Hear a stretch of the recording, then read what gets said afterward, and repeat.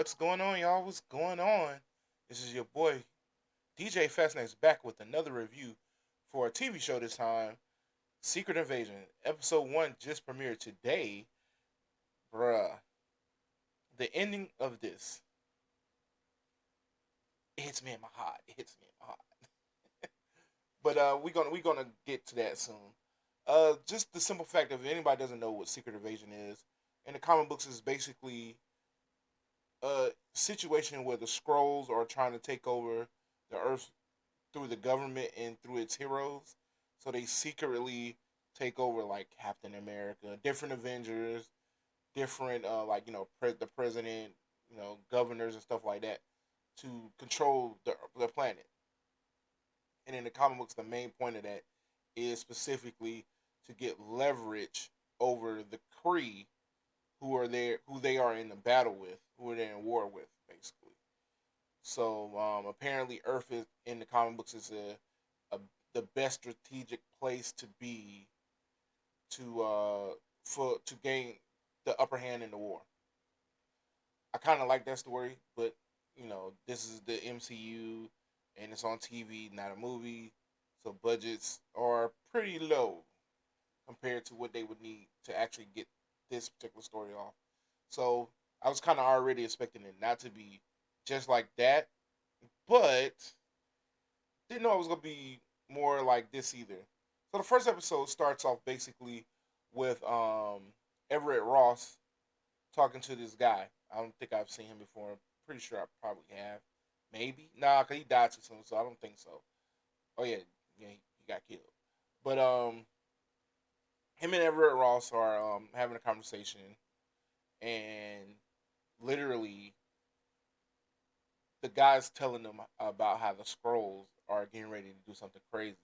So as a person who's been watching, the MCU movies and the TV shows, you're kind of confused because like I knew this show was coming, but there was no how can I say it indication that the scrolls and even like Nick Fury and any of these people was having problems.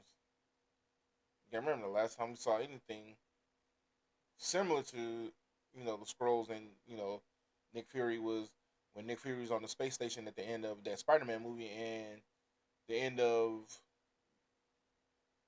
what WandaVision with with Rambo, Captain Rambo. Well, yeah, not Maria. What's her name? Rambo, basically. Monica Rambo. There you go. And so, yeah, pretty cool. Straightforward. They having a conversation. He's telling him that we need to tell everybody. And so, at first, I was like, hold on, what's Everett Ross doing here? Wasn't he supposed to be in Wakanda? 'Cause, they freed him at the end of that movie. So I was like, okay, whatever. So they're talking, and sure enough, you find out that the guy Everett Ross is not Everett Ross; it's the scroll. So I'm like, okay, cool, that's good. Maybe he's off in somewhere else, living with the Wakandans. You don't know. Yeah. So that goes on, and as he's being chased, he calls for Maria. Now, see, I'm sorry, you don't know that he's a scroll yet. I forgot. He kills the guy because the guy realizes who he is, and he goes running. He calls for Maria Hill to help him escape. So I'm like, oh shoot, he's going to escape. Clearly, Maria Hill's helping him. Maybe the other guy was the scroll. That's how you thinking when you watch it. You like, okay, maybe the other guy's the scroll, but he didn't change. So that's clue one. So he's being chased by this guy the whole time. This whole time, and Maria Hill's trying to catch up with him. Come to find out that he jumps and he misses the roof and he falls. And I'm like, oh shoot, he better die. Come to find out that's how you find out that he was a scroll. And Maria Hill sees it. She's like, okay, it's time to call the big guns. So she calls Nick Fury down. That's why he comes down. Now he's been MIA since the blip. And they have this whole backstory. Well, not backstory, but basically they're hinting at why we, even people of Earth, haven't seen Nick Fury since the blip. and that's a good concept. I'm not even gonna lie, that's a good concept. The concept is basically he kind of stayed off world because he couldn't deal with the fact that he was, the blip happened. And I don't know how many people, you know what? No, actually, they did say something about him being being blipped and been gone for 5 years. But I think that was Talos talking. So I don't know if anybody other than Talos to them know if he was gone for 5 years. But I think that might be the underlying situation that once he was blipped and he came back and gave him a new take on life, and he was scared or he shook. It shook him basically. But yeah, he comes back. He basically talks to everybody, and he's in Russia. So they do this joke for a couple times. Basically, when he gets there, he meets Talos and he meets Maria Hill, and then they have their talk. And he's like, "I'm gonna go out on a walk," and they was like, "A black guy walking in Russia at night?" And he's like, "Yeah." He's like, "That's not gonna look suspicious." He's like, "That's the point." So he goes on his walk. He sees something strange. I think it was a girl playing with a ball or whatever, and he pays it no attention. But because I was wondering about everything that was around, like, what is going on? Why is these people watching him? And they come to find out somebody takes him, and it's this other lady who basically explains to him how he's like old and all this other good stuff, and he can't handle it. He needs help, and he doesn't need to be there. He needs to just go back to the space station and just do what he was doing up there. And he was like, "Look, this ain't ain't that type of party. We need to be for real up in here. We need to find out what's going on." She didn't want to help him, so he left. But he didn't leave without putting some type of camera in there so he could see what's going on. He did that. Um, so like I said, the concept of this is so far is kind of already different. Starting off a little, it's starting off similar, not different. Starting off similar than the comics just a little bit as far as the scrolls are taking over different people. So that's similar in the comic books. But then it goes to a whole nother point where you find out that Talos, his his wife has been killed, and his daughter ran off because she was mad. And the whole point of why the scrolls is going through the things they're doing is you got to remember when we first are introduced to the scrolls, it's in the 90s, I think. I'm not saying either the 90s. Yeah, it was the 90s. So that's when Nick Fury told him, "We're gonna find you a new planet." It's now 2023, and in the early 90s, that's been so many years, and these people are getting restless. So she left her family because Fury never able to find them a place to stay, or he's still supposedly looking, and it's just taking them too long. So not only was she upset, a lot of other different scrolls in in the community were upset. So they started doing their own little different factions. Uh, Even to the point to where Talos was trying to keep everybody together. He got kicked off of the board of the scrolls, for leading everything, and they left him alone because they decided they want to do their own thing because Nick Fury is not working on what he needs to do. So cool, they get through all this stuff. So that's kind of the setup of why some of the scrolls are pissed off and don't want to deal with Earth, and they want to take over Earth in a sense. That's where one of the differences between the comic books come in.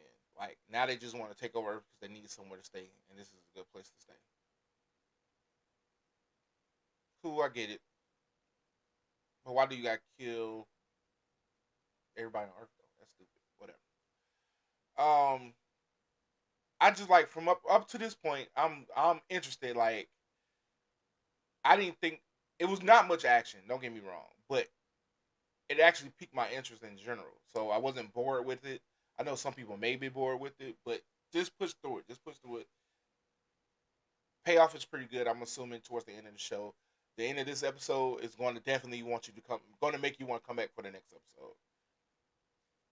episode. Um, yeah. So again, you already know the motivation of the scrolls right now, and this is one particular scroll. I forget his name, but he's pissed off at the world. Well, he's pissed. He's like a he's like a revolutionary person for the scrolls. And this is the one thing with the Marvel shows that they've been doing. What the Marvel content in general is they're showing the different people who are upset about what's going on in Earth, and they have like these revolutionary people that try to go against the grain. Even in some cases, like in the first Black Panther was like that. In Captain America, the Winter Soldier and the Winter Soldier, that was the issue. So whether it's because of the blip displacing people or any of these other things, somebody always has to come up and rise up to go against the government, even if the government is right. And I know the government is not always right, but that's cool. I don't want that to be the source of almost every MCU story out there that's not like a space base or science fic based type thing. So yeah, we got this guy who's like running things. Talos' daughter is all about him. Emily Clark, I mean, she really doesn't do much in this, so I can't say if she's a good actress in this or not. Maybe, maybe not. Let's see more from her. See how it goes. Uh, but yeah, it goes to this whole point where Nick Fury is now looking for, these bombs because they found out that the information that the fake Everett Ross had, it was basically about some bombs that the revolutionary guy was going to set up in Russia to blame USA for doing it, so they could go to war with us or whatever. And so Nick Fury, Maria Hill, and Talos goes to look for it, but they come to find out that it's Talos' daughter who's the one who's supposed to be dropping the stuff off. So they chase her. Well, first of all, they find the guy who's supposed to make the dirty bomb, who's the only person, one of the only people who know how to make them dirty bombs. They find him, and they slip up. He slips up by lying about his wife. I think in real life of the show, not real life, but in real life of the show, the guy he was acting like was divorced, and Nick Fury knew that, so he played it as if the guy was supposed to be still married to his wife, and the scroll played like, yeah, yeah, yeah, I'm still married or whatever like that. So, so Talos and Nick Fury knew he was lying, so they had to fight him and try to get him to find out where the bombs were. And here's where you get the issue that maybe have happened over the years with Talos and Nick Fury is that Nick Fury's about to shoot him, and Talos said, "No, I got it." So they fight.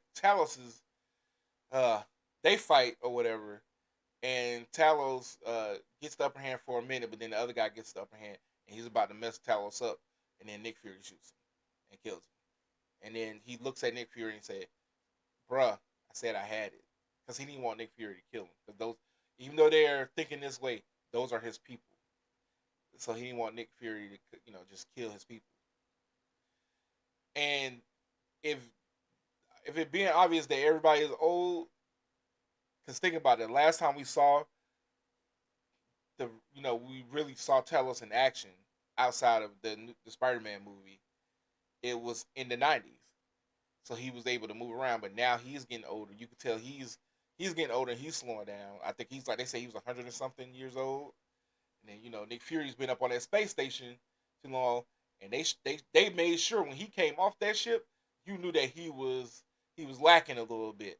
But I have a thing to think that maybe that's a front, and he just needed to stretch his legs, and that's why he made it seem like that. But even some of the stuff that's happening in his show, in his episode, it kind of does show that he's lacking in moving around like he used to be. Cause think about when he what was that Civil War? No, not Civil War. Age of Ultron, I think it was, where oh, that might have been Civil. No, that might be Winter Soldier. I'm thinking of Winter Soldier, where he was in the car and they was trying to arrest him or kill him, and they blew the car up, and he was that whole action scene when he was trying to get out of the car and all that stuff. I can kind of see that being the situation, but yeah. So yeah, they're both aged, if you want to say, and they're moving a little slower, thinking a little differently than they usually are. So that's kind of showcased here too. With with that being happening, they they find out where the girl is because Maria Hill's actually following Talos's daughter, but I don't think she knew it was Talos's daughter. And so she's chasing her down. She goes to stop her, gets her ass whooped, and then right when Talos's daughter is going to leave, Talos shows up, and he tries to convince his daughter to come back and not work for the guys. She's like, "Why does she not work for him?" He's like, "Yeah, you working for the guys who killed your mother?" And she was like, "What? My mom's dead." So that means she didn't even know her mom had died. So that means that is recent because remember she was in again No Way Home, if I'm not mistaken. That was the one. Yeah, No Way Home. Uh, yeah, Homecoming, No Way Home, Home Sweet, whatever. But yeah, she was in the Spider-Man movie with Talos, playing Maria Hill and Nick Fury, all that good stuff. So she died recently, and the fact that she didn't know, you could see in her eyes she kind of felt that pain, and they would give her a little time to kind of grieve her a little bit, but then know what the plan is. So she decides to still go on with her situation, and then she tells them, what's going on because they found her again, and she basically played them. Because then when they went to go take care of the bombs, because she told them there's three bombs, and I'm be carrying them and whatever. So they told her to mark the bombs with the infrared thing so they could see it. So when she went to go do the drop offs and stuff, they're looking at her. Come to find out that the revolutionary guy was following Talos and Nick Fury and all them, and he ran up on Nick Fury and basically distracted Nick Fury while old girl was doing what she needed to do, and while other people was doing what they needed to do, and they come to find out that those bombs, those bags were fake, and the bombs went off. And so I was like, oh shit! I was like, oh, it's getting real now because the stuff that happened. So how they gonna stop this? So they're chasing, all the other scroll guys and everything, and come to find out, as Nick Fury is chasing the revolutionary guy, he's baiting them and he's changing into different people and he's doing all this different stuff, and he kind of loses Nick Fury. But then Maria Hill comes out and she sees Nick Fury and he's like Maria, and Maria's like, "What's up?" And Nick Fury shoots her, and you're like, "Whoa, what the hell?" And then you have to remember, oh shoot, scrolls they could change it to different people, and then come to find out that he changed into Nick Fury and shot Maria Hill. Nick Fury runs up and then he runs away, and Nick Fury looks at Maria Hill and she's like, "It was you," and he was like, "It wasn't me," and then he holds her and then she dies, and then the episode ends. I'm like, first of all, first of all, how do you kill Maria Hill off in the first episode, let alone in general? She's supposed to be one of the people that's supposed to be hands off. You know, she's just supposed to sit in the background, do her thing, let you know some information from here, and go on about her business. Man, I hope she's not dead, but I think this might be it for Maria Hill, Kobe Smulders. I think that's how you say her name. That might be it. Some people may think that her role as Maria Hill wasn't as big as it should have been. I would disagree. Like I know she didn't get much to do in the movies, but you gotta look at how many TV shows and movies that she's been in since she started. Those checks are gonna be big. And let's say she ain't doing it for the money; she's doing it for the thing. Look at all the great talent she got to work with. It did good. Yes, she deserved to have a little bit more, but she did what she could for what role they needed to give her. So I appreciate her for the role. If this is her last time in the MCU, which I have a feeling that might have been fake, but I hope I'm wrong. I hope I'm right that it's fake, but it's no telling.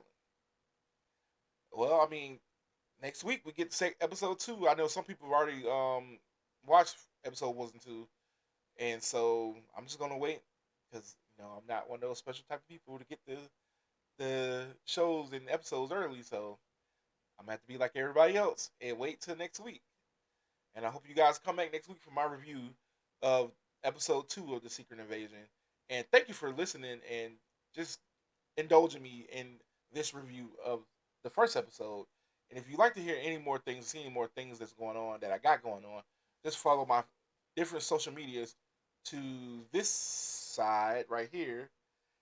just use DJ Fastnex and go to any of those social media sites, and you'll find more information on what I'm doing, how I'm doing it, and how to get involved. So until next time, I'll see you later.